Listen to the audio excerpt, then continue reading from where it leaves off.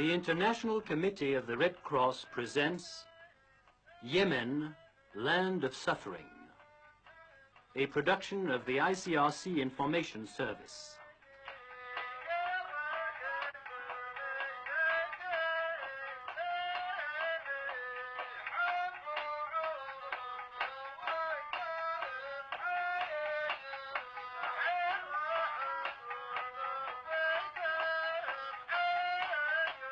This is Sana'a, the capital of the new Arab Republic of the Yemen, one of the most picturesque towns in the world and one of the least accessible.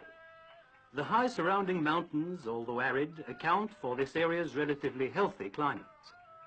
3,000 years ago, the Queen of Sheba reigned wisely over this land, which the Romans later called Arabia Felix, Happy Arabia. In modern times, few are the Western travelers who have been there. Behind the dried mud ramparts, some 50,000 people are crowded in their houses with white decorative framed windows. Their civilization, though it remained aloof from the rest of the world, has produced palaces and monuments of great purity of style.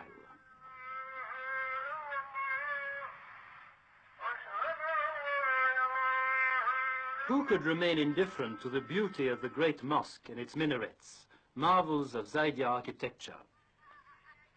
In the streets and marketplaces, there is the usual noisy bustle of Arab towns, but uppermost in everybody's mind is the war between the royalists and the republicans. Towards the end of 1962, civil war broke out in the Yemen. World opinion was not unduly stirred, but the International Committee of the Red Cross undertook to bring assistance to the victims of this fratricidal struggle.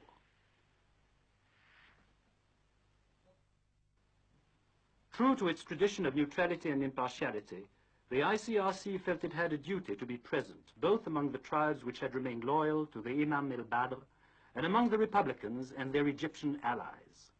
For many months, its two delegates at Sana'a have been successfully carrying out a difficult task.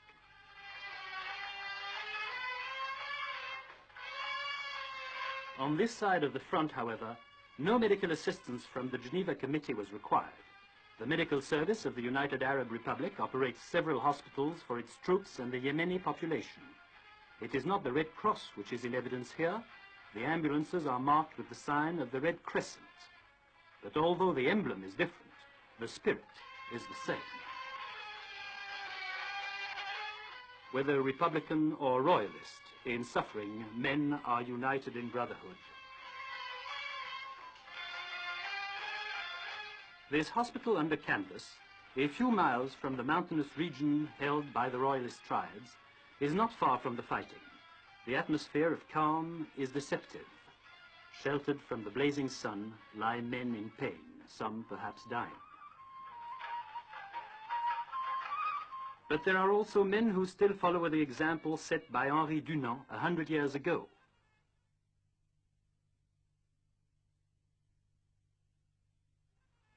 For these gallant stretcher-bearers, human fellowship is in the natural order of things. War raged long in this village not far from Sana'a. Some of the population fled as soon as the shooting began. Those left behind continue in dread to till the stony ground, while the elders pray to Allah for merciful intervention. Here too, war brings fear and suffering, famine and death. Ever since their arrival, the Egyptians have guarded the entrance to this huge pit to prevent the people from going to this foul quagmire. For generations, the local inhabitants had drawn water from it, oblivious of the deadly germs to which they were exposing themselves. Now, the medical service of the United Arab Republic brings the drinking water to the village every day, and the people all agree that water brought by lorry tastes better than water from a morass.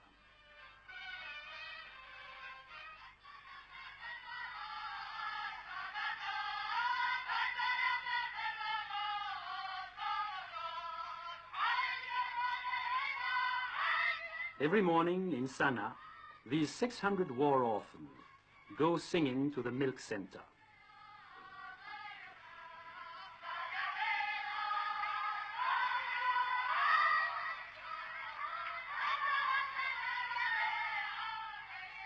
They too stricken by the ravages of war, are in need of assistance from the ICRC delegation.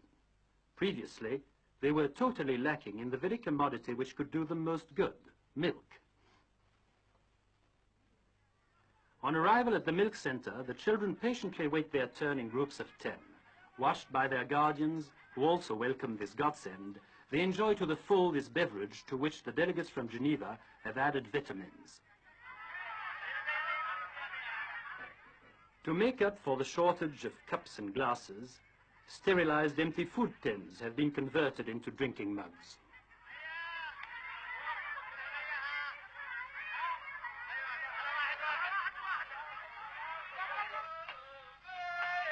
Other countries, other customs. This applies to the educational system also. In the Yemen, the recalcitrant student may be tethered for a week.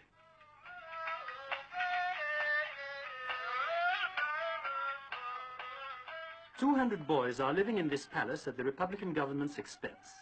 They are the sons of tribal chiefs who have espoused the cause of the new regime. Their presence in the capital stems from a long tradition. Their position is similar to that of the pages, which in olden days the lords left with their sovereign as a pledge of loyalty." For these boys too, the ICRC has brought into Sana'a tons of powdered milk. Distribution takes place every afternoon in a public square.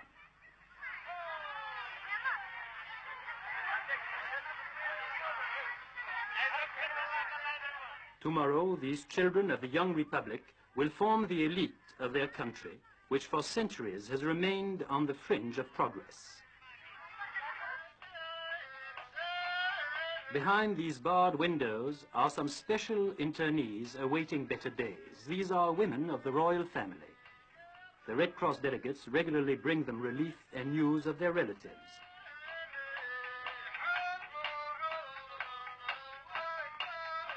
Assistance to prisoners of war is one of the ICRC's traditional tasks. Often, after lengthy negotiations, it manages to arrange for the liberation of some of them. What welcome the ICRC delegate receives when he brings to these men the news that they will be able to return to their own country. Their smile is his greatest reward.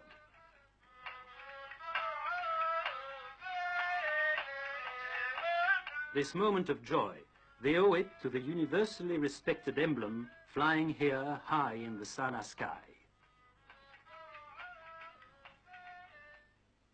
In the north of the Yemen, there was neither equipment nor personnel for the care of the royalist wounded.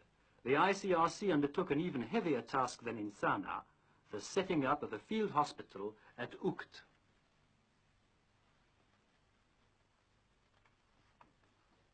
Here, among this outcrop of rocks, lies Ukt in the desert sands extending further than the eye can see across the Arabian Peninsula.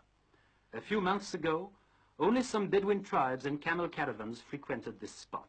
Today, there are 7 doctors and a staff of more than 20, all recruited by the Swiss Red Cross, working there without respite.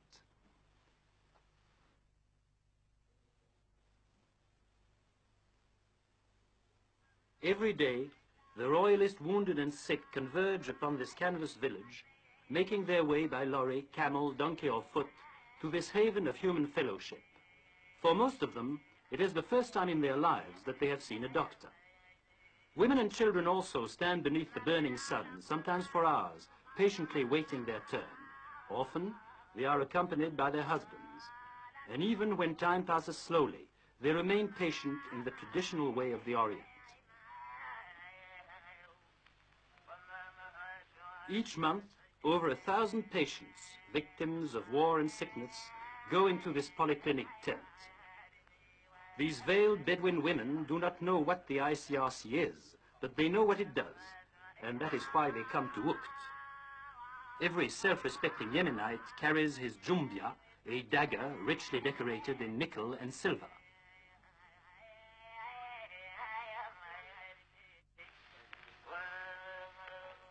One of the most delicate tasks facing the head of the hospital is to maintain good relations with the local dignitaries. Today, they are bringing in a man who has had shrapnel in his thigh for several months. The limb is gradually becoming paralyzed. It must be operated upon tomorrow.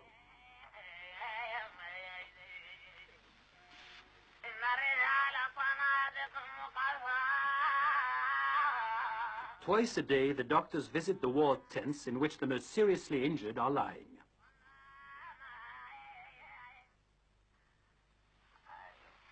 This young specialist in internal medicine, as he does his round with the medical orderly and an interpreter, is welcomed as a friend by these men who have been stricken by the misfortunes of war.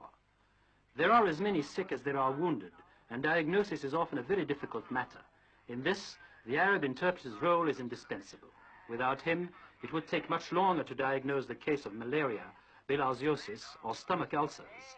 The chronic malnutrition, which is the loss of these tribes, does not help matters. There are about 90 patients in the hospital, from the fighting area in the east and from isolated villages in the interior of the Yemen. Some toiled on foot for several days, running a fever of 104 degrees. Little did the ICRC know when setting up its field hospital among the population, whose conceptions are still medieval, that it would stimulate a new idea, the idea that sickness and injuries may be cured. The people who formerly were resigned to suffering and death now flock in their hundreds to Ukt. For these Yemeni, relief of suffering, healing and cure are miracles. Their gratitude to the doctors and nurses is touching to behold.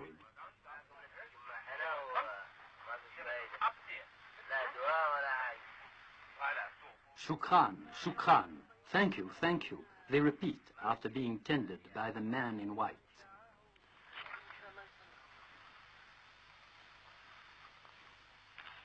In this sanctuary for the suffering, there are a number of cases of shock. They have lived through the nightmare of war, they have survived air raids, they have seen those dearest to them killed.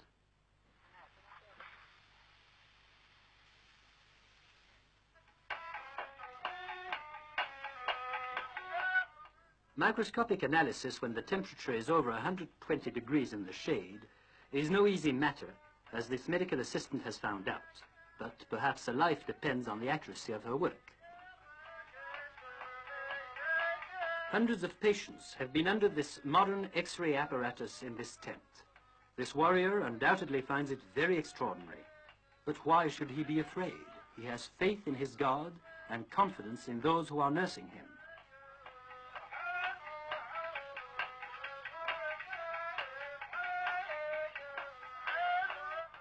In this negative, as in others, the radiologist can read the misfortunes and suffering of a people. A casualty is brought in from the front this very morning. He has been seriously wounded in the stomach by shrapnel. Here in this white cabin, called the cleaner box, a marvelous example of technology in the service of medicine, the surgeons will save his life. The whole unit had to be hauled across the rough tracks of Saudi Arabia and the Yemen for 15 days. The operating theater within is only 6 foot by 9, but it is equipped with the latest devices, a sterilizing plant, running water, and air conditioning, all of which are essential for work in the desert. Now, with lancet, forceps, aseptic thread, and the other implements of his profession, the masked white-robed surgeon and his assistants carry out operations at Ukt, just like in any hospital in a modern city, whilst an anesthetist keeps a watchful eye on her apparatus. Several hundred surgical operations have been performed here. In order to undertake this humanitarian task, which it alone was able to assume, the ICRC relied on official and generous support in the land of Henri Dunant. Indeed, the Swiss Red Cross has supplied the largest part of the medical and technical staff working at Ukt. Other national Red Cross societies have sent doctors and nurses to lend their colleagues a hand. Lost in the vast expanse of desert wastes, these volunteers, doctors and assistants, accomplish a difficult but magnificent task.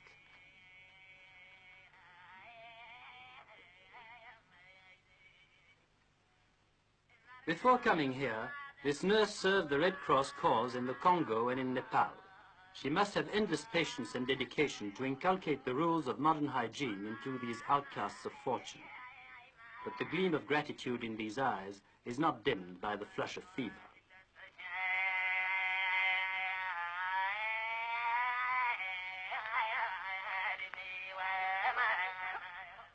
This Bedouin woman, the mother of several children, has seldom had an opportunity to wash with soap. This, for her, is indeed a luxury.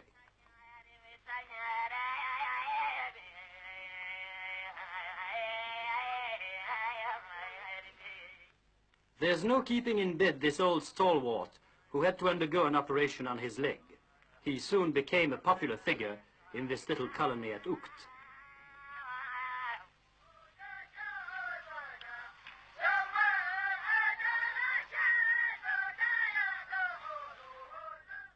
This is a big day for the hospital.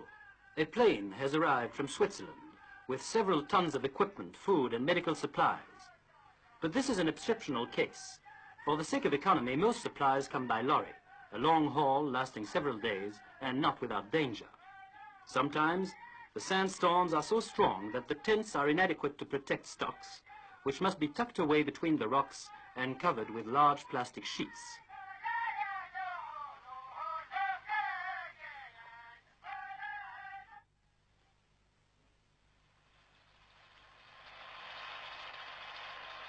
There are two electric generating units, one to operate the cleaner box, the other a source of power for the lighting in all the tents.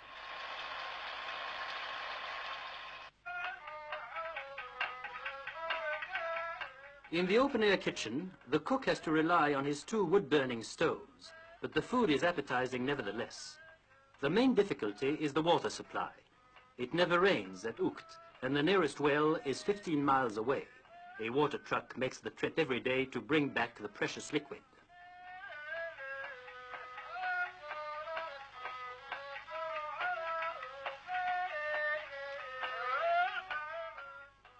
The running of this hospital in the desert requires a staff of 30 people and a great deal of money. It also requires a high ideal, even for the most humble of chores. The stress of work and the tropical heat make it impossible for the members of the medical team to stay for more than 3 months at Ukt. But when they leave, making way for fresh replacements, they have the satisfaction of having carried on to good effect the Red Cross struggle against suffering. Thus, day after day, in this bruised and battered country, the men and women of the ICRC are at work so that, in the words of Henri Dunant, the world shall not perish in hate.